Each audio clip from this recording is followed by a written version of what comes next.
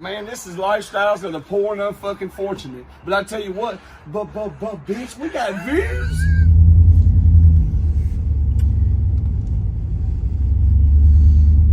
Make your goddamn decision. You give one immigrant a 550 credit score and they want to start debating fucking road function. Just go straight. ChadArmesTV. We're back. Leroy Biggs, man. Yeah. Look at old nephew got him a goddamn Krispy Kreme haircut, dude. Yeah. Look at him. Shout out David Yeah, Manning. baby. I sold my soul to the devil for a small price. I walked in motherfucking hell screaming thug life. Shout out Lil White. Hell yeah. Shout out White. I was sitting here thinking, man, all the years that we've been doing, well, I say all the years, all the times we've been doing videos and content, we've never really done a proper Leroy Biggs interview. We did some stuff back in the day that, like, may or may not have, you know, it was kind of like a little bit of stuff, like tapping into kind of who you are. Yeah. But I was sitting there thinking, well, fuck, I mean, let's do an interview for Leroy, you know? And we might as well do it while we're in traffic, because we're going to be in it for another Fucking hell.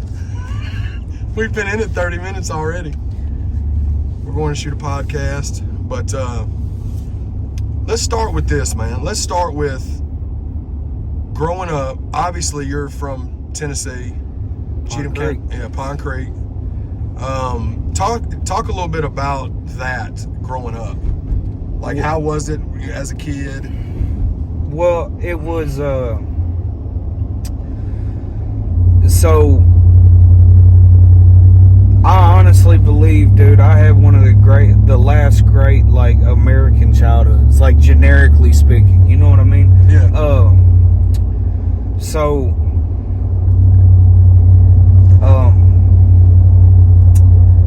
like, it was a tight-knit family thing.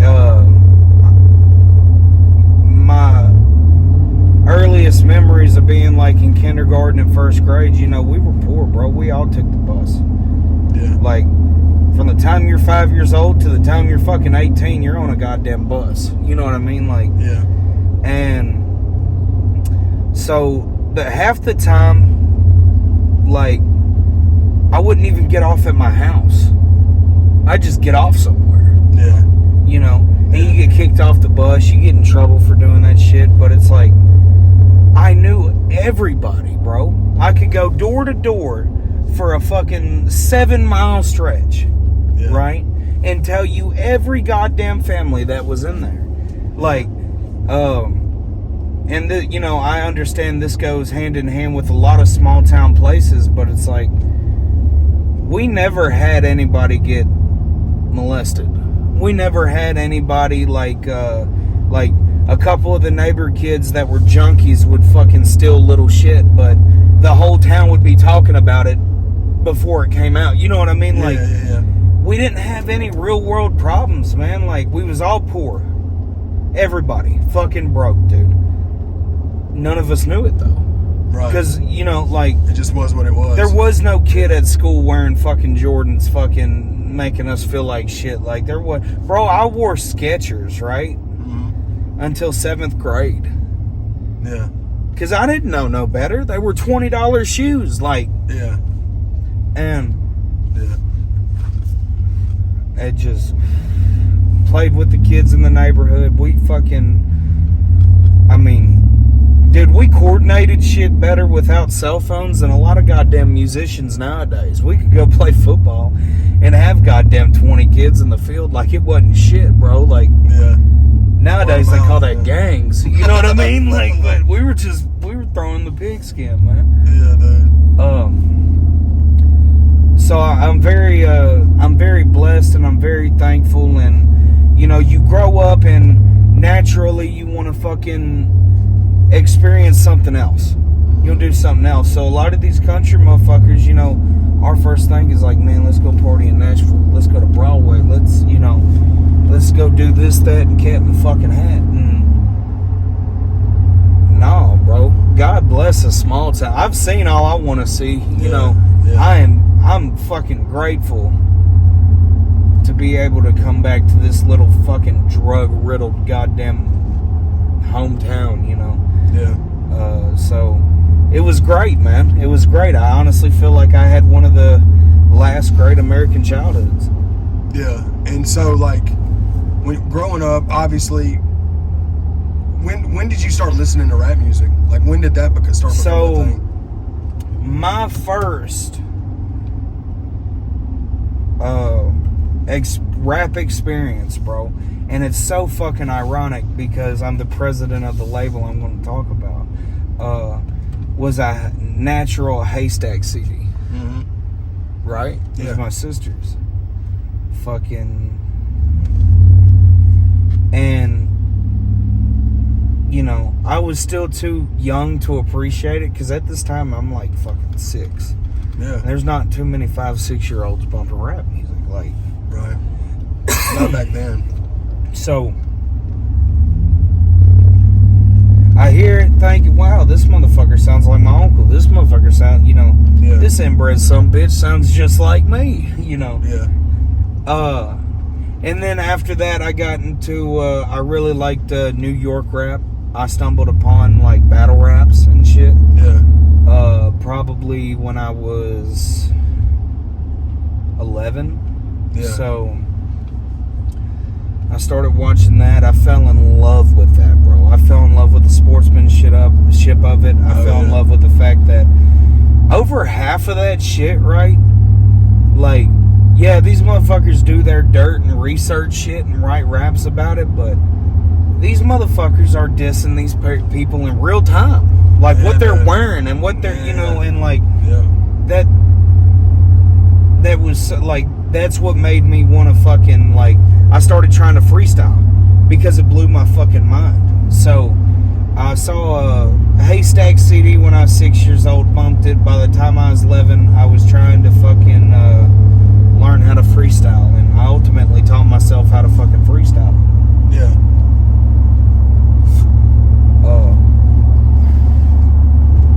I mean, I listened to Lil Wayne, like, you know, I lost my virginity bumping fucking Fireman, you know, like. Oh, okay. You know what I mean? Like, hell yeah! Fun fact.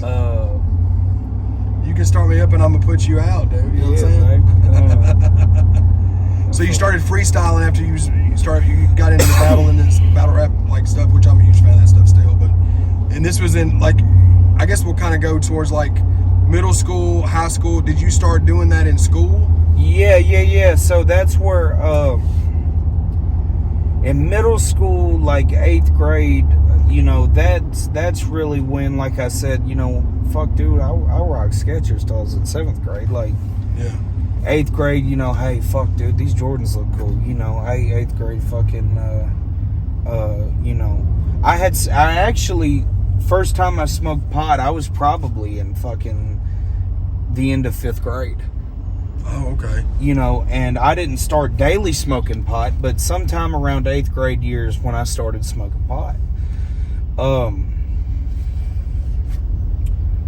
And the shit went hand in hand. We'd all get around fucking stoned, bumping rap music. I mean, at this time, rap music was still just as new to us as fucking pot was. Yeah. Because, like, this probably about 2009, 2010, like, we're bumping this shit, but we're also discovering, like, shit from the 90s. Yeah. Mr. Big, you know, fucking A-Ball and MJG, fucking Lupe Fiasco, goddamn, like... Yeah. Lupe Fiasco. Hey, he was popping there for a couple of years, though, for sure. So we did it, and then jumping into high school, right? Yeah. Next year, 9th grade year. That's when I started seeing kids, juniors, seniors want to be rappers. That's when I first started fucking having the idea, like, holy fuck, these kids that are older than me, way more popular than me, you know, their aspirations are to be a rapper. And, like, I listened to them, they freestyle, they shit like that, they fucking sucked. Yeah. Which, I mean, you know, not any fucking 15-year-old's just good. Like, I'm not trashing them or nothing. Like, Right. well, there was a kid named Dalton Rader. He was a senior. I was in 9th grade, and it was a high school football game. The whole county goes to high school football games, bro. Like, that's just the small town shit. Like, Atlanta has nightclubs. We have Harpeth High School football. Yep. You know, we get there, and Dalton Rader's there, and my buddy Austin Greer, he was a fucking creeker. He was trying to rap too, and Greer was actually one of the best ones out of all of them, because this country motherfucker was spitting some country shit, like talking about skull cans, you know what I mean? Like, Yeah. Well, he was freestyling some shit. I went over there with no beat, no nothing, and just started rapping about what he was wearing, and we busted out laughing because I stomped a mud hole in his ass. It wasn't like we were rap battling, but like it was like, it's kind of roasting each other. yeah. Well, Greer left for like 5 minutes, and he comes back, and he told Dalton Rader something along the lines like, "I Stephen Polk want to rap battle you." What? So, anyways, he says something. He starts it off. He says something. I come back and say something else, and I really hate I'm drawing blanks, but for a long time I could remember what the fuck I said. Yeah. And people start gathering around us, man. Like, between Greer and Raiders, Fred's, and my buddies that were around me, there was maybe 7 people around when we started. Yeah. By the time I had rapped my first time, there was probably 20 people. And this was really your first time doing it? Rapping. Yeah. Rapping, ever. Yeah. I've never written. I've never thought about writing. Never nothing, bro. Yeah. And he comes back. He's rapping. They're laughing. He's making fat jokes. I was a fat little kid, too. This motherfucker, truth be told, he was fucking 6'1" and weighed like 290 pounds. So, like, we're both fat kids calling each other fat, you know? Yeah. Like, and so I started going. The second time I rapped, like, ooh, ah, yeah. Well, fucking people going. And at this point, bro, 20 people were there when I first started rapping. The second time I rap and go, and like, these aren't rounds or nothing, so I've spent like a 2-minute freestyle on why this dude's fucking stupid. Right. When I got done, I had people tell me there was fucking 300 people around us. There was fucking, like, it was a legit show. It was bigger than a lot of small bar shows today. Right. And it wasn't planned or anything. It was just people from the stands were coming to the track to watch us. And look, stop watching their kids, their cousins, whoever play football. Yeah. And come watch us battle rap. We had 2 or 3 different cops come through the thing. They thought it was a fight. Yeah. It wasn't a fight. There wasn't nothing they could do. I mean. Yeah. So, and all this is like a 5-minute period, bro. Like this second round type shit, I should say. Mm-hmm. Well, by the time I get done rapping, you know, people are fucking screaming. People start throwing fucking money out. Yeah. Dollar bills. Oh, damn. Dollar bill, like legit dollar fucking bills. Keep going. Hey, Steven, keep going. Yeah. Steven, keep going. Ryder, say something. D-Ray. He went by D-Ray. I swear to God. God. That's dude. crazy. Fun fact. Anyways, Dalton was supposed to go. He didn't have nothing. Couldn't go. This would have been like the 3rd round. Right. Didn't have nothing. People started laughing. So, I went in again. And, more people threw money. And at the time, like, I mean, these are dollars. Like, there's some 5s, some 10s. And, like, nobody stole any fucking money, bro. Like, I can't remember who had it. It had to be my buddy Greer, or pigs or Somebody was keeping it for you. somebody was holding it. Like, Yeah. This is somebody like you is growing up, like you said, growing up poor, $20 tennis shoes and stuff. yeah, And yeah, people- yeah, man. Like, And you weren't even old enough to probably have a job at that point, were you? no.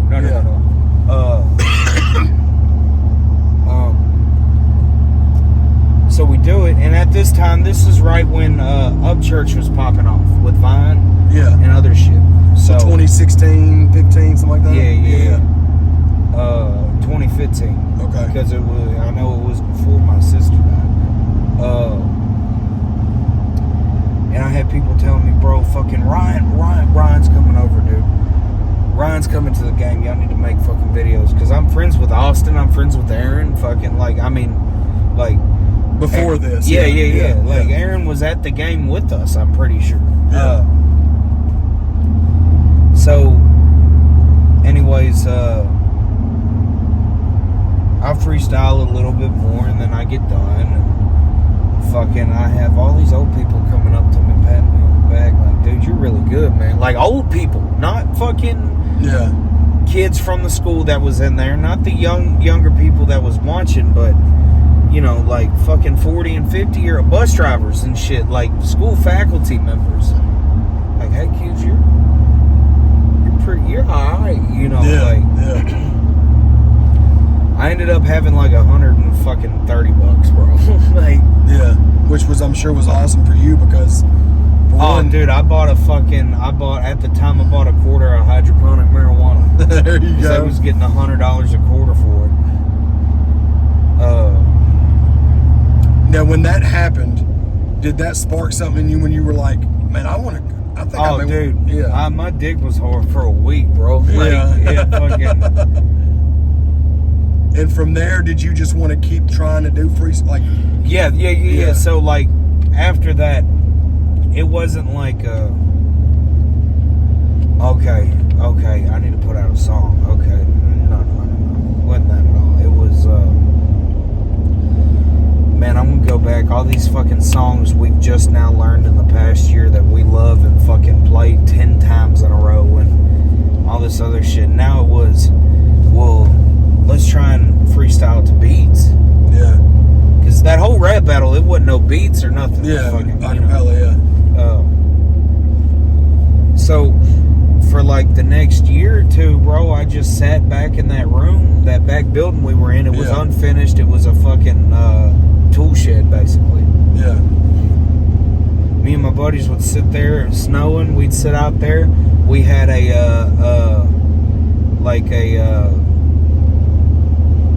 what's the little plug-in ovens they have?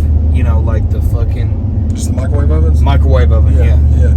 We had a microwave oven out there in the winter, and we'd put fucking... we'd turn it on high, and we unscrewed the door off of it, and that's how we'd stay out there smoking pot. Yeah. We'd sit by a microwave oven and get warmed up.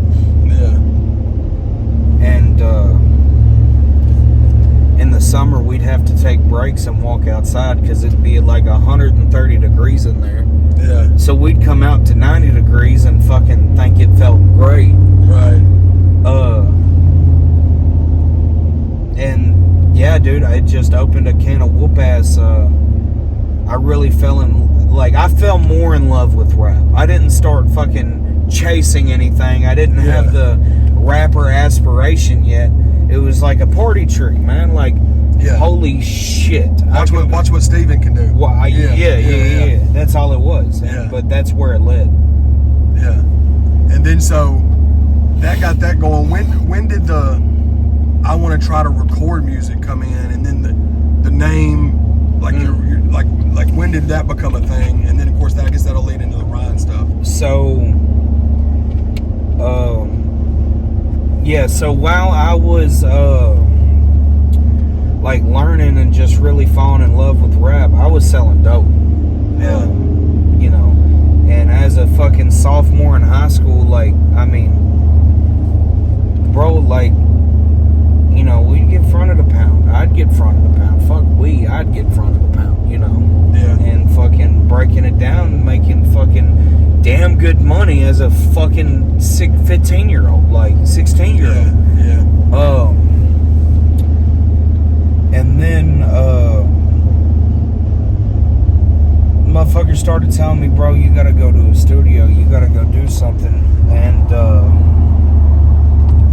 so I started thinking about it more and more and more. And then one day, I can't remember what the fuck, ChadArmesTV. Yeah, Fizz. Fizz. Yeah. Fizz was the first studio I ever walked into. That's crazy because I've been knowing Fizz since 2005, dude. He produced some songs for me on my old albums before I was even Chad Arms. I've been knowing Fizz since 2004, 2005. I go into Fizz's studio off Greenfield. Well, yeah. Yeah. We'll bring that back And in. I'm freestyling. Yeah. I'm going in there. I think I'm freestyling over the Meek Mill I'm a Boss beat. Yeah. And, you know, it wasn't there yet. But like I said, I was freestyling, bro. So, like, Right. it was just a bunch of punchlines, same fucking, you know, using the same sayings and shit, but just, like, Yeah. kept it going. You was just kind of learning, basically, as you went. Yeah. So that was the first time I was in there. And it was so cool to me to have a fucking MP3 file I could plug into an aux cord and play in the car, and I could hear me fucking rap. Yeah, man. Dude, that was so fucking, that was the top. Yeah. I didn't want to do anything else. Yep. That was, Yep. fuck you, dude. That's Yep. me, motherfucker. Like, Yeah. and I fell in love with that. So, meanwhile, at this time, fucking Ryan's getting fucking bigger and bigger and bigger, and he's jumped into music and he's going. And I'm hanging out with, well, truth be told, me and Aaron Upchurch was selling fucking pot. Like, Yeah. we fucking hanging out, you know. A lot of times we go crash at Ryan's place. At this time, he was in like the double wide for a little bit, and then he moved, you know, out past like Sycamore Bridge and random places in Ashton City. And one day, Ryan came out back, and we smoked weed. He's like, "Hey, motherfucker, what you doing tomorrow?" I said, "This, man. Like, man, like This is what I'm doing, yeah. Yeah. You're seeing. Because we was on break for something. I was, believe it or not, I was in my first year of college. Okay. My first semester of college. I was going to Nashville State, fucking selling felonious amounts of pot. The teachers, fucking everybody in Nashville State's on dope, man. Don't let them they ain't liars. That's what they are. And so I was on a break, like Christmas break or something. Like, we literally had nothing to do. We were fucking wasting the days. Like, so I go with him over to Stoner's. Okay. And he has a recording session, and it's me, him, and Stoner. And we're laughing. I'm meeting Stoner. I know who Stoner is. Yeah. My mind's fucking blown, bro. I'm fucking in there like, You know him from just producing for White and Jelly. I know him from And for church too. I'm saying. Yeah. I'm sitting there smoking with him, bro. Smoking with Ryan. Ryan recorded the song. We actually have a remix that, oh, bro, if I can find, I need to put out. But we remixed a 6ix9ine beat. Okay. Yeah. Fuck, I totally forgot about that, dude. And the motherfucker's hard, son. Like, That's dope. we remixed that after he cut a song called Hillbilly Psycho, I think. Yeah. And then Brian tells Stoner when we get done, he's like, so Stone, Leroy wants to go, I got the name Leroy through selling pot too. That's Okay, it was just a name. Okay, nickname. alias. Yeah. So, talks to Stoner, he's like, hey man, he wants to record an album, so fucking, we get set up, I start going to Stoner. Stoner has beats that he made specifically for me. And I'm recording like it's nothing. Well, I'm not writing anything. I don't know how to write. Yeah. And like, we get like 3 songs recorded. None of these songs have hooks. They're just fucking bars. And this is ultimately songs that were on your first album. yes. Yeah. And that's the whole first album. Yeah. And anyways, finally I figured something out. Like a hook. It was a simple hook idea, but I begged Stoner. I was like, bro, can we just redo this whole fucking song? Stoner's like, yeah, dude, like, fucking, Yeah. come on. So I do that. First album comes out. I'm sharing it. It charts. It sold, like, fuck, dude, I don't know, maybe 1,000 copies. Which is crazy for your first ever. Like, Is that the one that's got the song with you and Carly and Church on it? no, that's the second. That's second album. Okay. Yeah, so,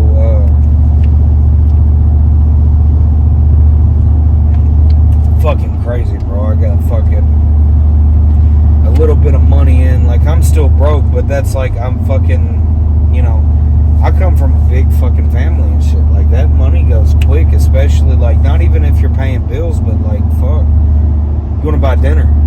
You buy everyone dinner. That's fucking... Well, a lot of people don't know, too, man. You help take care of... You've got nieces and nephews that you help. Oh, right. Yeah. So you've got... It's not just... Well, it's just always been, like, Yeah. If I got it, you got it. For Like, sure. if you're a part of my life, you've got it. For sure. And, that's, and that comes from my sister passing away, like I said, they're my sister's kids. But, yeah, man, so, like, I had money in my pocket, smoking fucking boatloads of fucking weed, bro. Like, just fucking getting down on it, dog. Like, recording, trying to figure it out. I still don't know the process of writing a hook. It just took me forever to understand that. And you've already... But keep it... I want the listeners to understand that you dropped your first album not even really knowing how to structure a song. Right. And it charts. Oh, yeah. And you still... And so like... Even with not knowing what you're doing, it's working. You know what I'm saying? Right. So that leads into, I guess, working on the next one, which is Album Dose. Yeah. Okay. Yeah, so I start working there with Dub.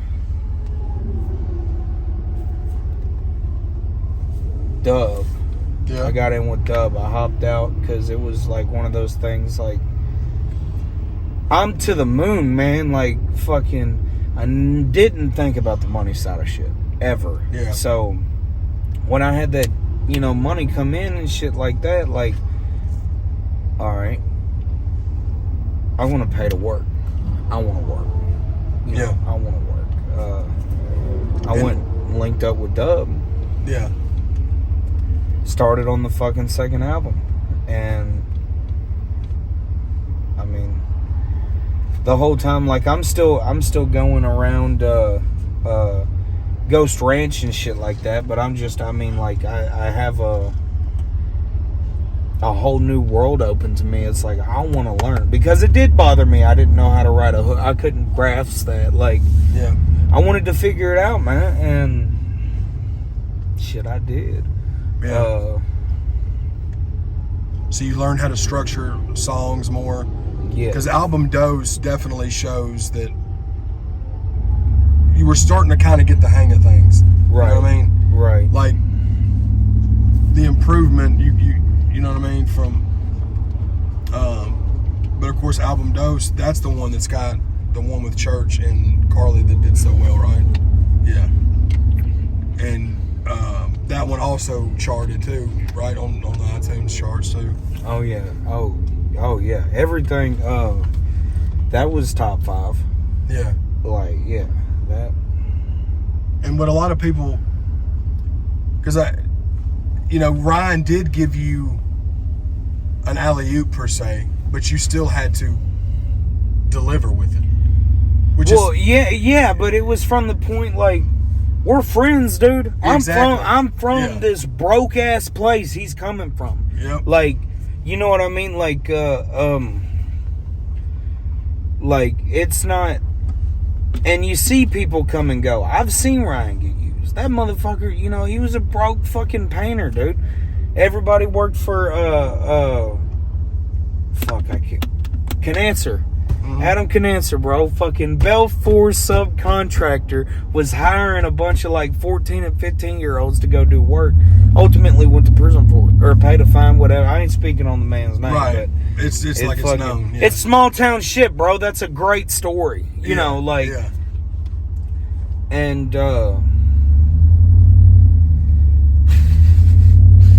dude, like, it just...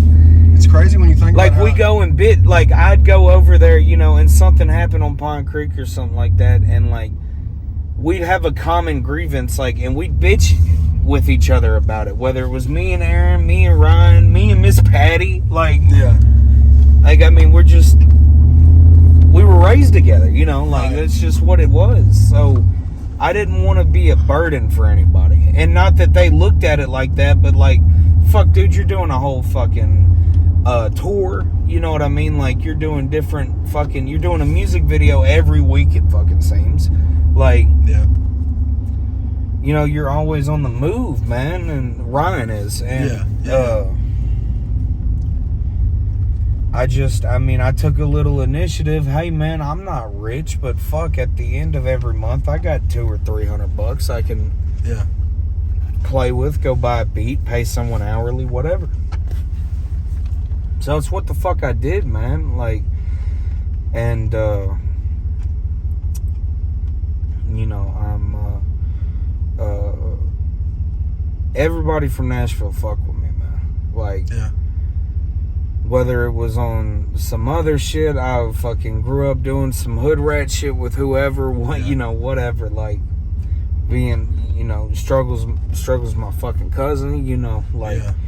really involved with these people. So the second album, I mean, hell, Adam was on it. Smash Mouth was fucking on it. Like, Yeah. I mean, like, Jelly. I just, like, I've always been the funny fat kid.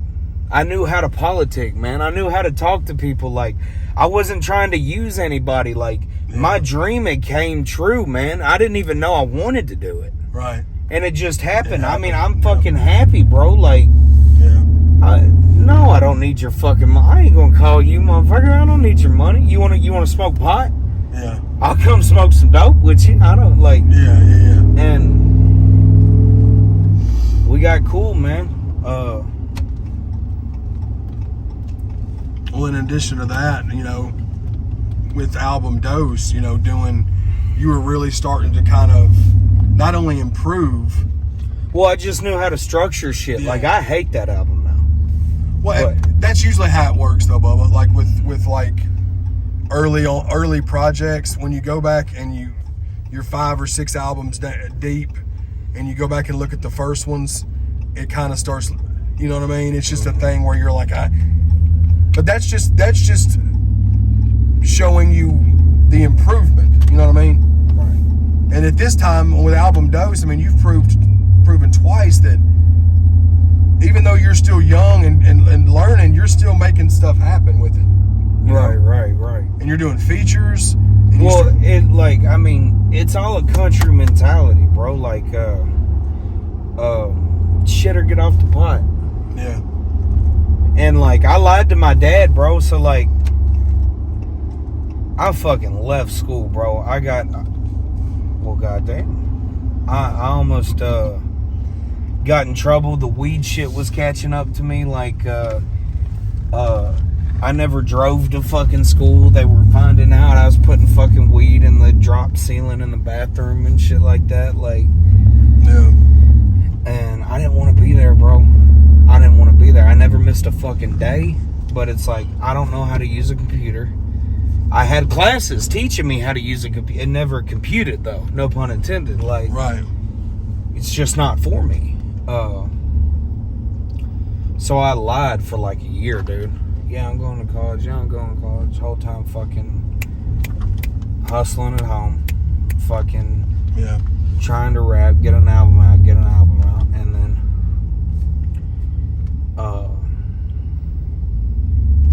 I can't remember exactly what it was, but I got comfortable had some money or something, and like money wasn't fucking new to me, but it was like it came through my bank account. Mm-hmm. You know, it was legal fucking money.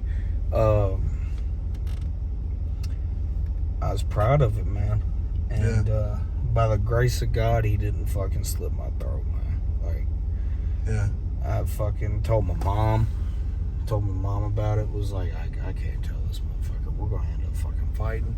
I'm gonna use the last 30 seconds of his fucking fighting career to just totally beat my ass. Like, yeah. And they went along with it. He told me, he's like, dude, you got to do something. Yeah. If you gonna do it, really do it. Don't. Yeah. And I mean, so far so good, dude. I cover mine.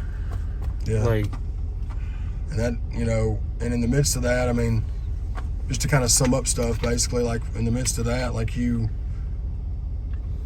done multiple like EPs. You did one with Twanging Round. yeah. I mean, you did one, Bad Habits. Yep. Both of those charted. Yep. You just kept working. Creek Thing. Yep. You just put Creek Thing out within the last year. March. Yep. In March, it charted. It's still doing well. Yep. And then that led you to linking with Sonny. Yeah. And Street Flavor. Yep. And what we'll do is we'll cut this and then we'll finish. that in there. Yeah, we'll finish that there. Cool.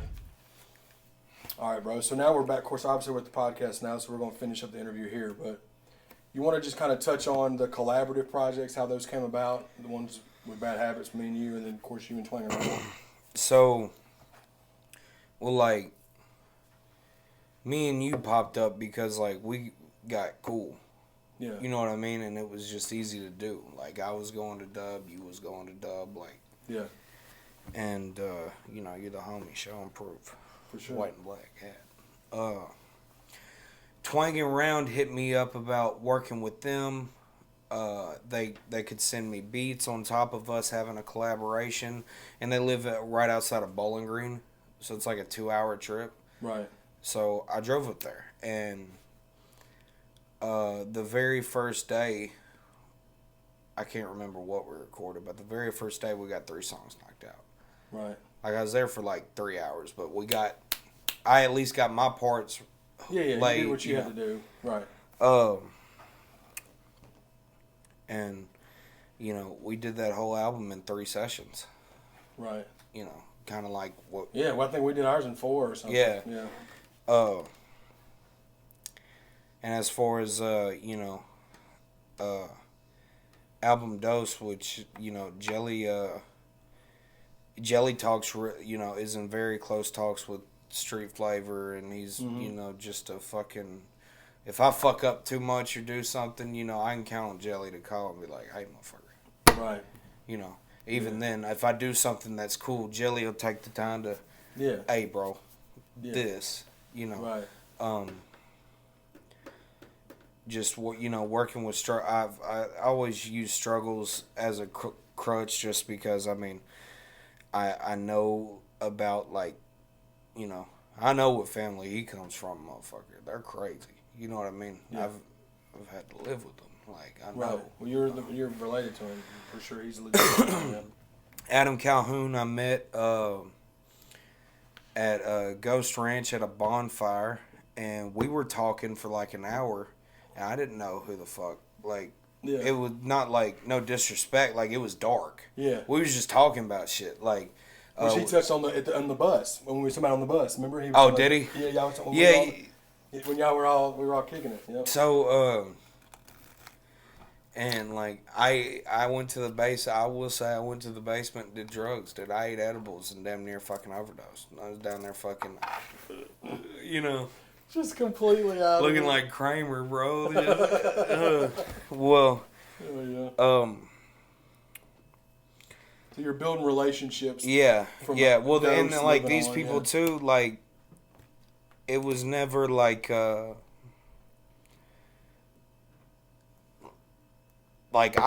most valuable thing they could give me was their time.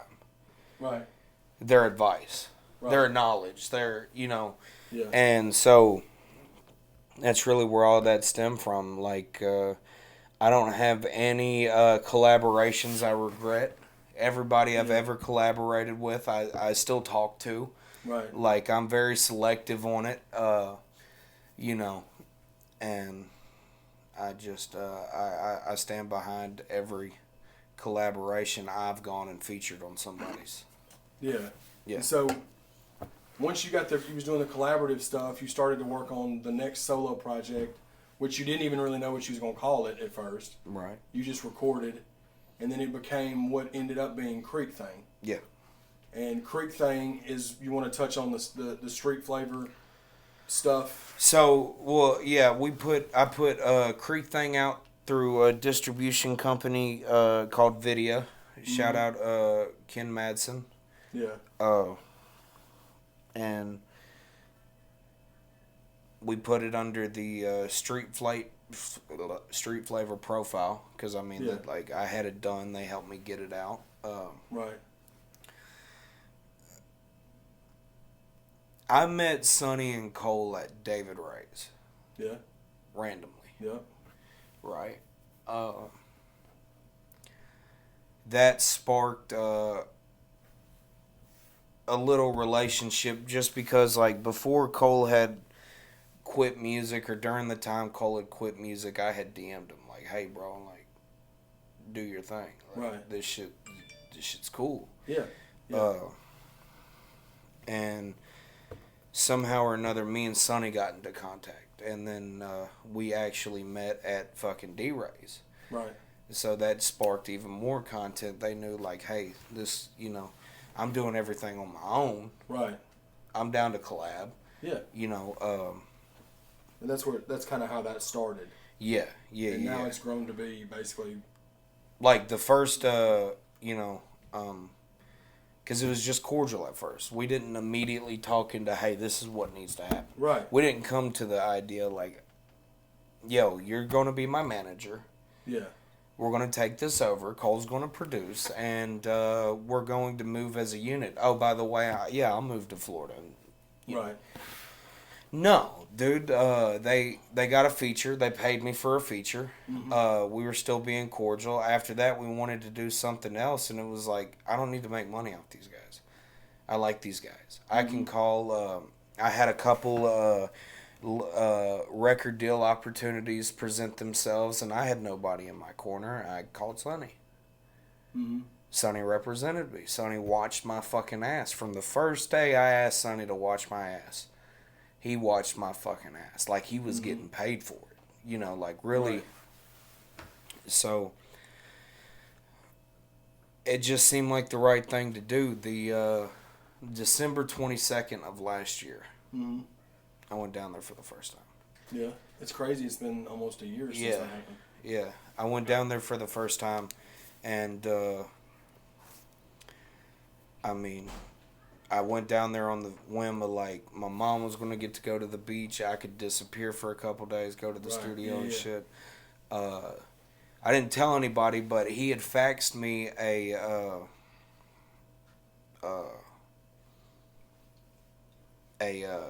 management agreement.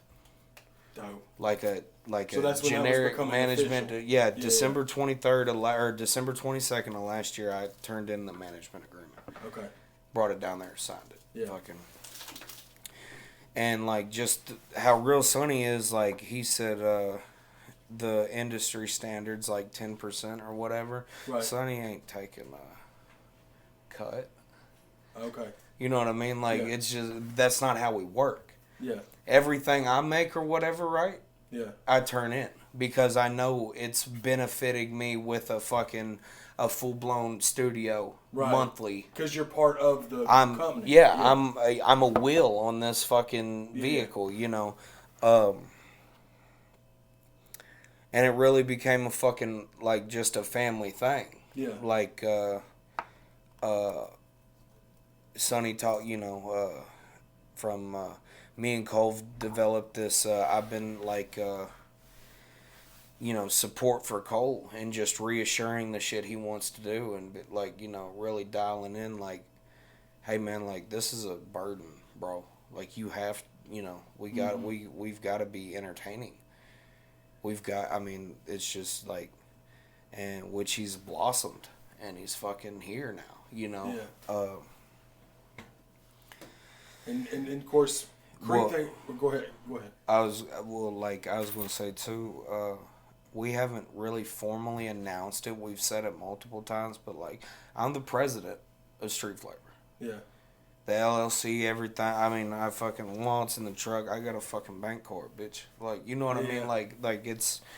It's an official. They've proven it the whole way. Like he's explained to me, like, hey man, this 30-year-old record label, the first CD you saw that came from fucking me, you got 33%, right, or 30%, right, or whatever, Yeah. And shit just meant the world to me, like, cause I did this so long by myself, never had a manager before that. Yeah. I can't manage me. I'll drive me up there, collect my goddamn money, and come home. Fuck everybody. Security, I got a pistol, Right.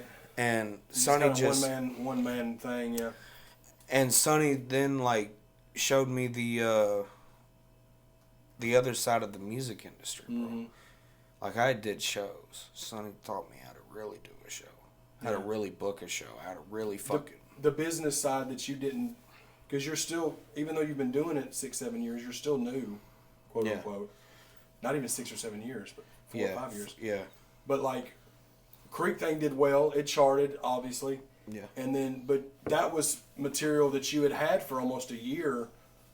It just needed to figure out the right situation for it. Yeah. And then that did well. I guess I want to say Creek thing, and then the one with Church. You had Church on the album. Yeah. You had Lil White on the album. Yeah. Shout out Lex. Yeah, shout out Lex. You had a good. It was a really, really good album. It's your best work solo wise. Yeah. But then you started working with Cole and Sonny, and then that just started kind of elevating. Yeah. To where you're at now, basically, which is just released Howdy Howdy with Eddie Valero.